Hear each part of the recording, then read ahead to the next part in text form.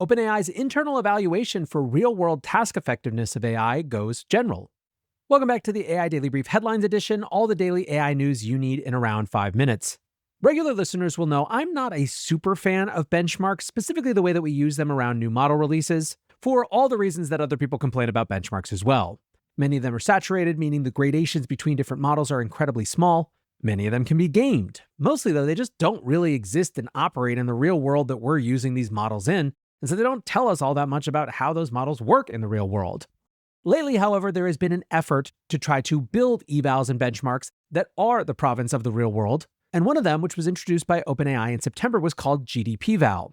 Basically, that test modeled performance against a set of economically valuable tasks representing over 44 occupations. The benchmark measures capabilities to complete knowledge work tasks end-to-end, including following instruction, researching, doing the actual work, and then delivering the final product. Now, the grading of OpenAI's approach to this was difficult. They rely on expert graders, which was a group of experienced professionals from the same occupations that were represented in the dataset.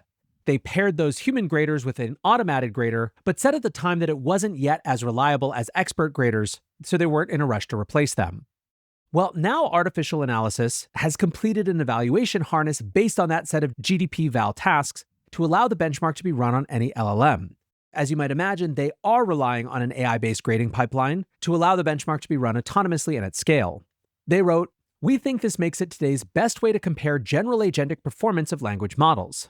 They're referring to their setup as GDPVal AA for artificial analysis. And in their testing run, they found that despite OpenAI creating the benchmark, Opus 4.5 was the leading model. GPT-5 was in second place, Claude Sonnet 4.5 was third.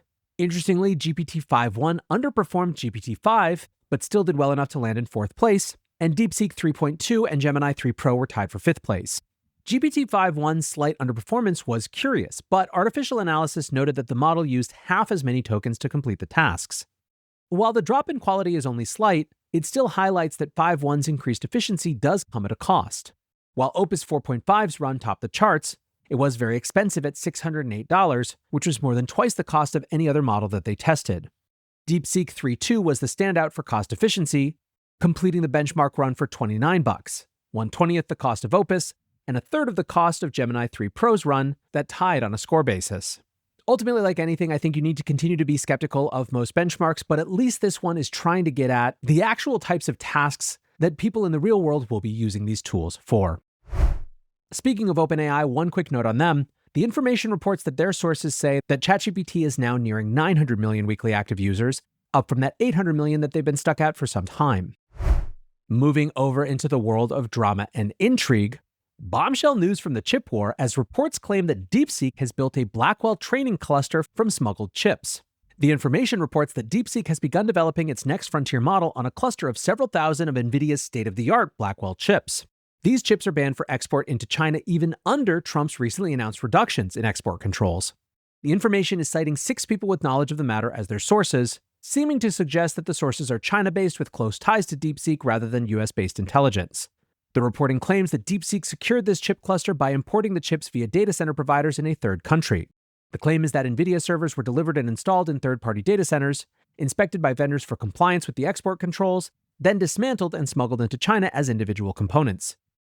Now, if true, the report changes the landscape of the chip war. It would be the strongest reporting to date to suggest that Chinese labs have been able to smuggle enough cutting-edge chips to build a commercial training cluster. Previous reports have largely been about smuggling small batches of chips for research, and the incidents referenced were often from years ago. Now, Nvidia, for their part, is calling the report into question, stating, "We haven't seen any substantiation or received tips of phantom data centers constructed to deceive us and our OEM partners, then deconstructed, smuggled, and reconstructed somewhere else." However, they did leave open the possibility that this was true, saying, "While such smuggling seems far-fetched, we pursue any tip we receive." Alongside the DeepSeek report, we also have news that Beijing is holding emergency meetings with tech companies on the new possibility of H200 imports. Officials reportedly met with representatives from Alibaba, ByteDance, and Tencent this week to assess their demand for H200s. Officials reportedly asked for specific information on how many H200s the tech companies need for training, somewhat suggesting that Beijing is preparing to take up the White House's offer and allow the chips into the country. Now, we talked a lot about the US's strategic decision-making, but as the information points out, the quote, drumbeat of actions highlights Chinese policymakers' dilemma. whether to support AI development that needs powerful chips China can't yet produce, or push through the adoption of homegrown chips to eventually rid the country of US technology. Overall, just a ton of intrigue to end the year in the geopolitical AI race. Moving over briefly to markets, Oracle put out a rough earnings report that sent AI stocks into a tailspin. For the past few months, Oracle and their sky-high AI infrastructure has been viewed as the canary in the coal mine for the AI bubble, meaning, of course, that weak earnings are a red flag. While Oracle reported 34% growth in cloud sales and 68% growth in their infrastructure business, both numbers fell short of Wall Street estimates. Their remaining performance obligations, a measure of orders yet to be fulfilled, jumped 5x to $523 billion. Now, this was the quarter that Oracle booked their massive set of new orders from OpenAI, and also the quarter where they realized the gain from selling Ampere Computing. So realistically, the numbers were always going to be all over the place in this report, and frankly don't say all that much about the company's health.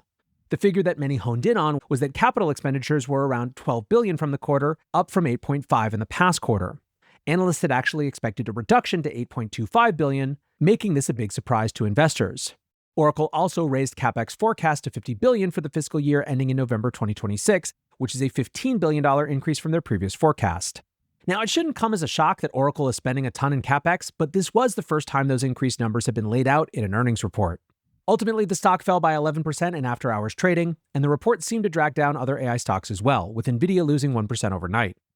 Look, ultimately, I think we are going to see a lot of pendulum swinging between it's a bubble and it's not, and dovishness and hawkishness, and we kind of just got to roll along for the ride. With that, however, we will close the headlines. Next up, the main episode.